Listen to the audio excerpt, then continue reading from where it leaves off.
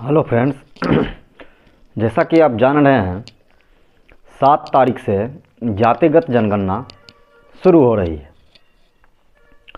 तो इसमें जो सबसे मुख्य काम है वो प्रगणक का है। प्रगणक को नजरी नक्शा बना करके और जो फॉर्मेट है मकान संख्या के गिनती करने का उसको भरना है। तो उसको जो भरेंगे तो उसको किस तरह से भरेंगे ये हम लोग इसमें देखेंगे इस वीडियो में। तो वीडियो को पूरे देखें, क्योंकि इसमें सबसे ज़्यादा जो प्रॉब्लम आती है वो भवन संख्या, मकान संख्या और परिवार संख्या, ये 3 चीज़ें हैं जिसमें सबसे ज़्यादा प्रॉब्लम आती है। तो इसको हम लोग डिटेल में समझेंगे, देखेंगे कि किस तरह से हम तीनों का बाइफर्केशन जो है वो हम करेंगे। तो किस तरह से हम समझेंगे कि भवन क्या है, मकान क्या है और उसमें कितने परिवार रहते हैं। तो वीडियो को पूरा देखें, चैनल को ज़रूर सब्सक्राइब करें, वीडियो को लाइक और शेयर ज़रूर करें। चलिए हम लोग देखते हैं। तो सबसे पहला है कि जो फॉर्मेट होगा ये हम रफ में बनाए हैं। ये एक्चुअल में इस तरह का फॉर्मेट है, इस तरह का फॉर्मेट है जिसमें लिखा हुआ है बिहार जातिगत आधारित जनगणना, संक्षिप्त मकान सूची, पहचान संबंधी विवरण। यहाँ जिला का नाम है और जिला का कोड है। आपको जो मटेरियल मिलेगा उसमें जिला का कोड, ब्लॉक का कोड, पंचायत का कोड, राज्य का कोड, सारा जो है एकदम यूनिवर्सल कोड दिया हुआ है सभी जिलों के लिए, सभी पंचायत के लिए, सभी ब्लॉक के लिए और सभी गणना क्षेत्रों के लिए एवं उपगणना ब्लॉक जो हैं उन सभी के लिए एकदम स्पेशल कोड जारी किया गया है। तो जो कोड आपको मिलेगा वही कोड इनमें लिखना है। जैसे जिला का नाम है, जिला के नाम के बाद कोड लिखना है। प्रखंड या नगर निकाय का नाम लिखना है, प्रखंड नगर निकाय का कोड लिखना है। पंचायत का नाम है, पंचायत का कोड लिखना है, 4 अंकों का कोड होगा पंचायत का। वार्ड का कोड वो भी 4 अंकों का होगा और गणना ब्लॉक का कोड जो है, गणना ब्लॉक नंबर, वो भी 4 अंकों का होगा और उप गणना ब्लॉक नंबर जो है वो 2 अंकों का होगा, वो लिखना है। अब है कि 2 या 2 से अधिक गणना ब्लॉकों में विभक्त जो वार्ड या जो गणना ब्लॉक जो है 2 से अधिक भाग में बांट दिया गया। किसको बांटा जाएगा? जिस वार्ड में 700 से ज़्यादा लोग होंगे या 150 से ज़्यादा मकान होंगे, उस गणना ब्लॉक को 2 भागों में बांट दिया जाएगा। तो उसमें कैसा भरा जाएगा? तो उसमें दिया गया है कि गणना या उपगणना ब्लॉक की संख्या, परिवार संख्या डैश से डैश तक, यानी कि यदि 2 उपगणना ब्लॉक होगा तो उपगणना ब्लॉक जो 1 होगा वो 1 और परिवार संख्या 1 से 150 तक या 750 है 750 तक। वैसे मकान 150 से 160 मकान आपको एक गणना ब्लॉक में होगा, तो वो लिखना है। और उसके बाद जो संक्षिप्त मकान सूची है उसमें फिर वही जिला का, गणना ब्लॉक, उपगणना ब्लॉक, ये सब भरना है। और उसके बाद जो मुख्य चीज़ है मकान सूची विवरण, मकान सूची विवरण का ये फॉर्मेट है। तो ये 10 चीज़ें मकान सूची विवरण में भरने के लिए है। तो इसको हम लोग जो भरेंगे तो इसको हम लोग यहाँ रफ में बनाए हैं, जहाँ पे देखेंगे कि सबसे पहले जो है वो लिखा हुआ है क्रम संख्या, उसके बाद है भवन संख्या, फिर है मकान संख्या और जिस उद्देश्य के लिए मकान का उपयोग किया जा रहा है। आप लोगों को ट्रेनिंग के दौरान बताया गया होगा कि मकान का उद्देश्य आवासीय एवं गैर आवासीय हो सकता है। परिवार संख्या, उस भवन में या उस मकान में कितने परिवार रहते हैं, परिवार के मुखिया का नाम और उस परिवार में कुल सदस्यों की संख्या, परिवार का क्रम संख्या, दौरे की तिथि और परिवार के मुखिया का हस्ताक्षर। ये 10 चीज़ें हैं जो हम लोगों को भरने के लिए आती है। तो क्रम संख्या तो हम सीधे भर सकते हैं, क्रम संख्या को हम लोग सीधे जो है भर सकते हैं 1 2 करके। मान लीजिए हम इसमें भर दिए 001, 002, 003, 004, 005।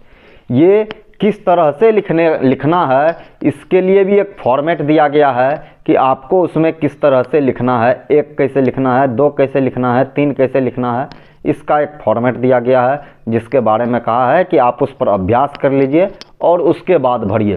तो आपको जो फॉर्मेट दिया जाएगा भरने के लिए, तो उस फॉर्मेट पर भरने से पहले ऐसे ही रफ कॉपी पर या उस फॉर्मेट का फोटोकॉपी करवा के रख लीजिएगा और उस फॉर्मेट पर पहले रफ कर लीजिएगा सारे परिवार का, और फिर जो है केवल परिवार से दस्तखत करवाते जाइएगा, परिवार के मुखिया से मुख पर भी, और फिर बाद में उसको सही तरीके से भर लीजिएगा।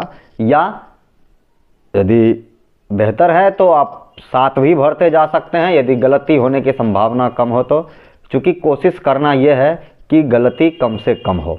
तो इसीलिए अब हम लोग देखेंगे 2-3 चीज़ हैं कि मकान किस तरह के हो सकते हैं। तो मान लीजिए कि ये एक भवन है,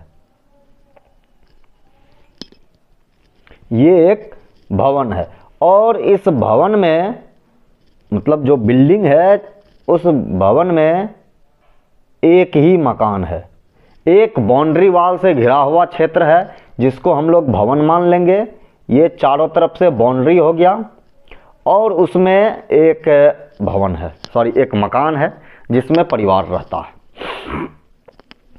शहरी क्षेत्रों में ये बड़ी आसान चीज़ है कि एक बिल्डिंग घिरा हुआ है, उसमें कई सारे बिल्डिंग्स बने होते हैं, उसमें कई सारे जो परिवार है वो रहते हैं, जिसको हम लोग फ्लैट कहते हैं, तो वो बना होता है। लेकिन ग्रामीण क्षेत्रों में इससे अलग चीज़ें होती है। ग्रामीण क्षेत्रों में एक ही आदमी के 5 मकान हो सकते हैं, 5 फूस का घर हो सकता है, एक में रहता होगा, एक में गाय भैंस रखता होगा, एक में भूसा रखता होगा, एक में जलावन रखता होगा, एक बैठकी होगा।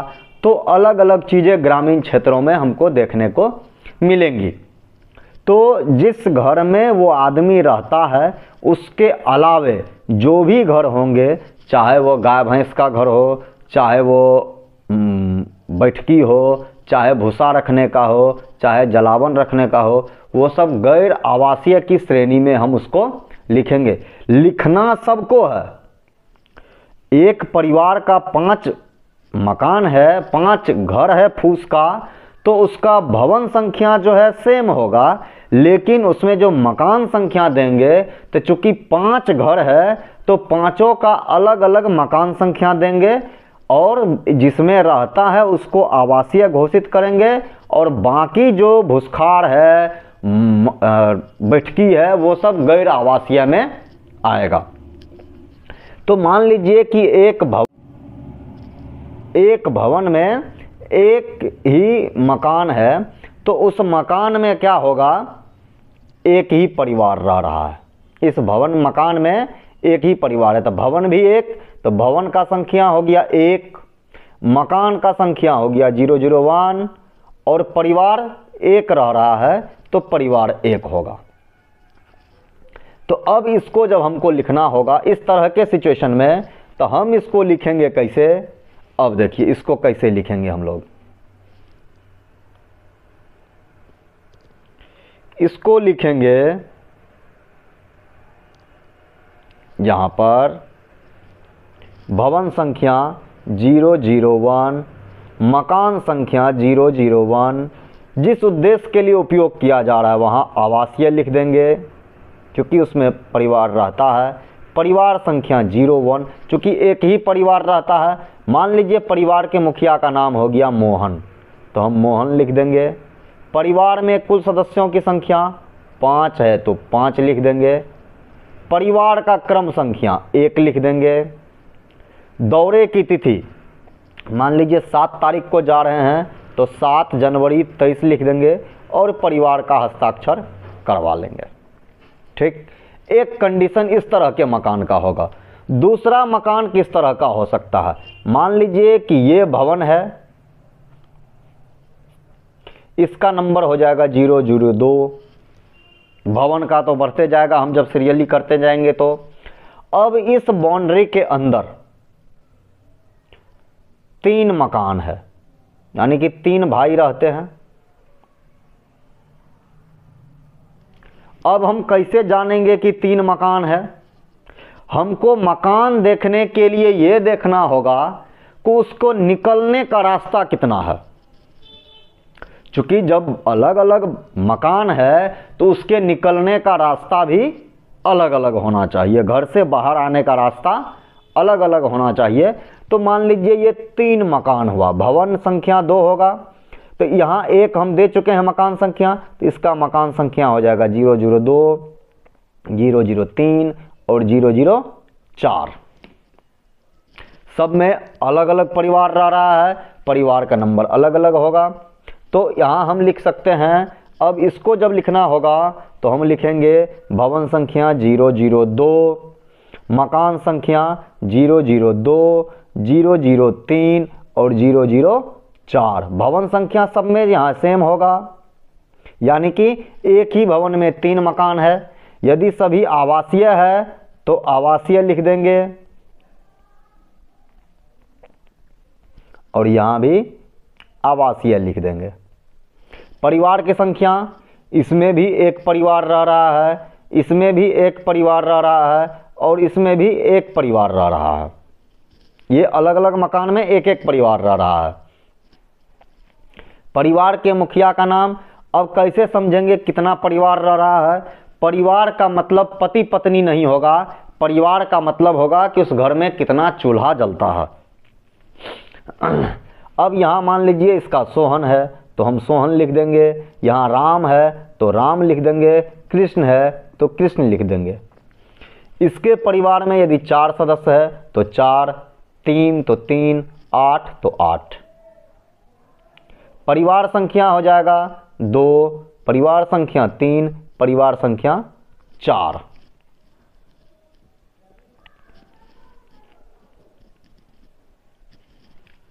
और दौरे की तिथि मान लीजिए 8 तारीख है तो इस तरह से हम 8 दे देंगे, 8 1 23 दे देंगे, फिर सबसे साइन करवा लेंगे।